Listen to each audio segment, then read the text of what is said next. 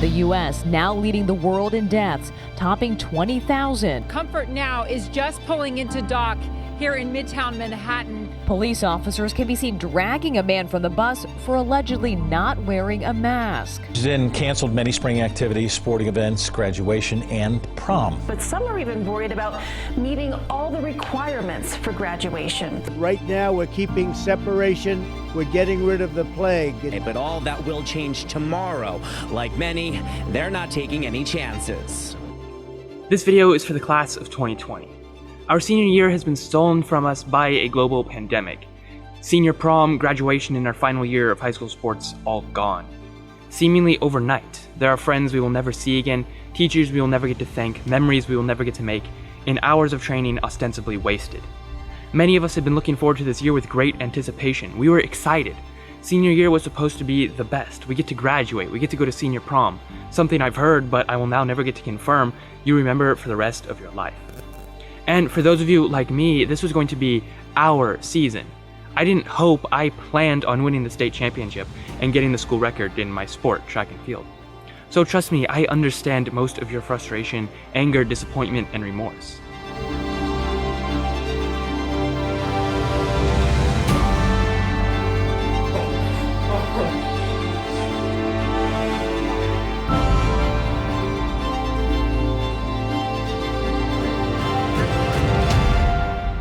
Since 1776, when our founding fathers fought for our freedom, many of whom were our very age or even younger, roughly 400 million Americans have graduated high school, making our graduating class of 3.7 million appear almost inconsequential.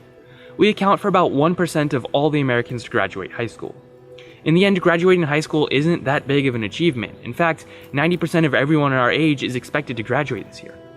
So while yes, I understand for some it's a big deal, maybe you're the first in your family, or you've battled sickness and disease, or you're even the provider for your family. But otherwise, while missing out on these experiences is distressing, yes, in the end, it's just high school. Graduating is not and was never the end goal. For many of us, we still have 4 more years of education and even sports. And for the rest of us, we will be entering the work field of our choice. High school is great and fun while you're in it, but it's not going to be the highlight of our lives.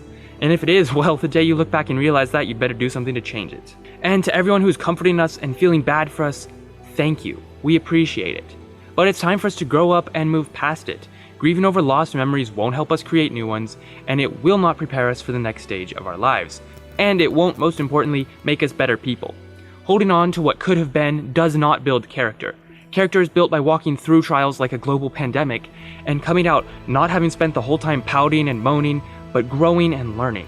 Nick Symmonds, a 2-time Olympian and a 4-time national champion, said this: "In times like these, attitude is everything, and guess what? You control yours." The average person may say, "It's hard for me to find motivation with all these cancellations."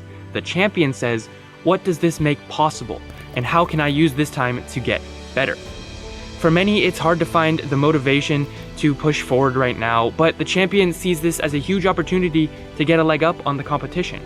Which one are you?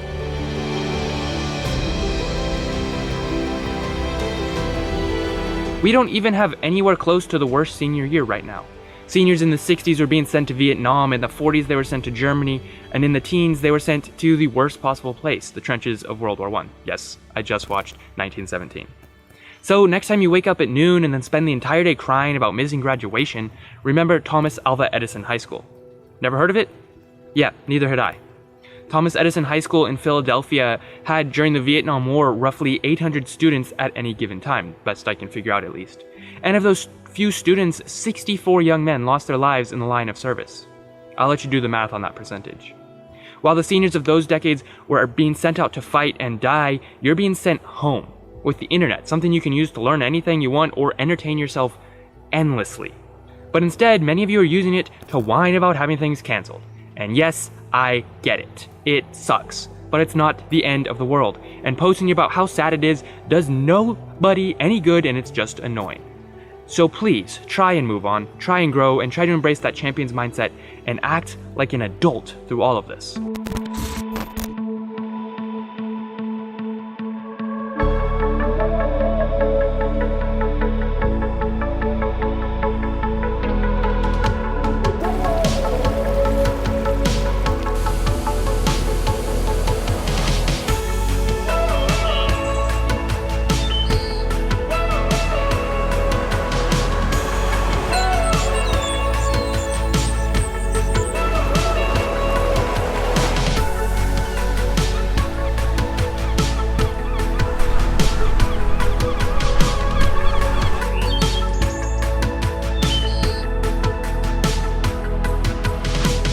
couple of months ago, I read a book titled The 7 Habits of Highly Effective Individuals, which is difficult to explain while avoiding sounding ridiculous, but, it's a book about 7 habits that aren't really just habits you can do per se, but more of paradigm shifts in your actions and thought processes.